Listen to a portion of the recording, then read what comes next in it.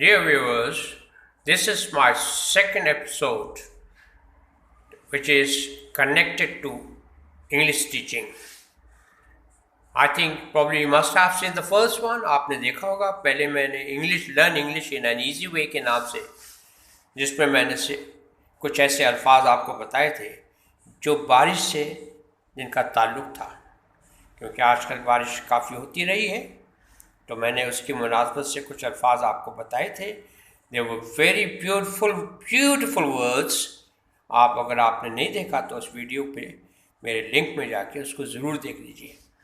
आज मैं आपके लिए I have two very important phrases here. आपके लिए दो चीज़ें मैं लाया हूँ, पेश करूँगा और चाहूँगा कि आप इनको सीख लीजिए.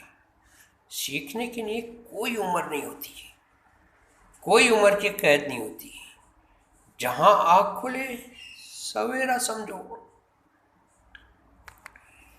वो कहते हैं ना, एक बहुत ही खूबसूरत प्रोवर्ब है जो कि बहुत सी जगहों पे हम अप्लाई करते हैं. प्रोवर्ब एक ऐसे एक्सप्रेशन को कहते हैं, ऐसे सेइंग को कहते हैं जिसमें कोई विजडम होती है, जिसमें कोई जानकारी होती है, जिसमें कोई किसी का तजुर्बा होता है जिसकी बेसिस पे वो चीज़ हम तक पहुंची है. जैसे honesty is the best policy. अब कोई इनकार कर सकता है इसको?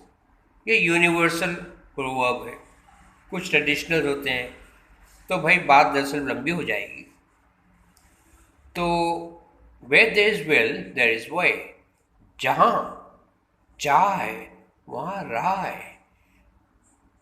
जब आपने जैसे ठाना कि मैं अंग्रेज़ी सीखूंगा और ज़रूर सीखूंगा and I will do it, वहीं से आपने सीखना.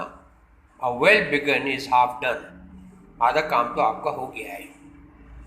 कोई चीज़ अच्छे शुरुआत कर दें आप तो आपका आधा काम तो हो गया. लेकिन भाई रिपीटिशन होना बहुत ज़रूरी है. कोशिश कीजिएगा इस वीडियो को, मैं भी ये करता हूँ, बहुत सारी चीज़ें जो मुझे जानकारी हासिल करना होती है और किताबों में लिखा हुआ है रिपीटिशन बहुत ज़रूरी है. आप वीडियो को एक मरतबा देख लीजिए, 2 मरतबा देख लीजिए, 3 मरतबा, 10 मरतबा देख लीजिए, फिर तो ये गया आपके माइंड में फीड हो गया.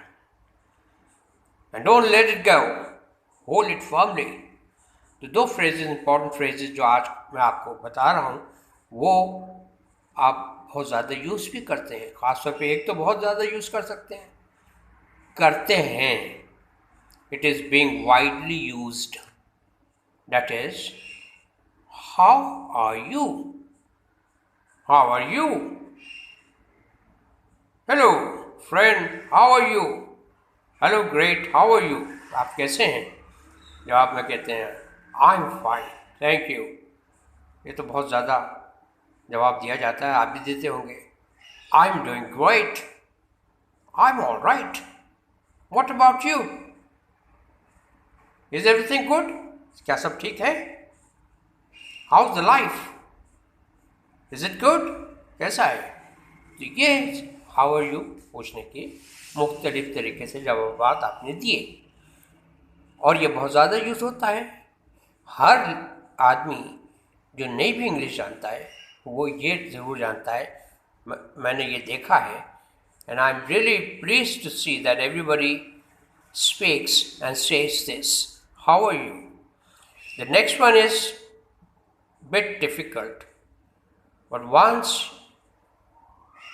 you have heard it, you pay attention to it, I'm sure you would learn it.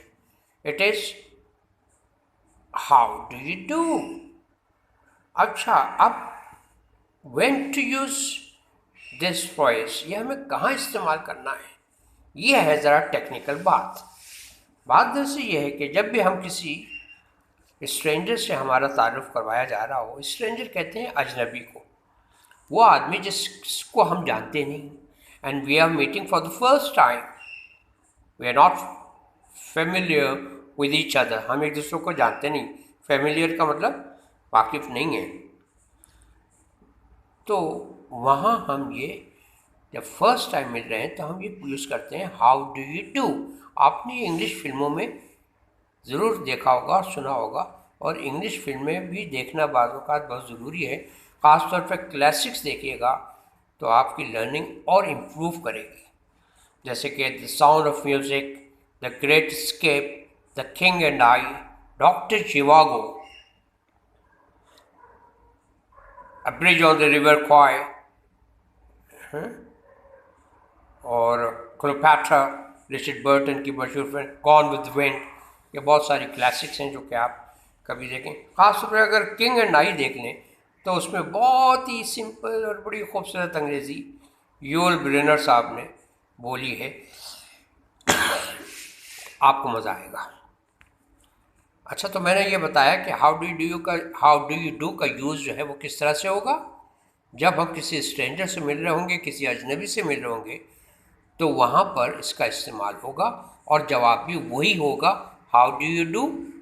He would say the same thing, how do you do.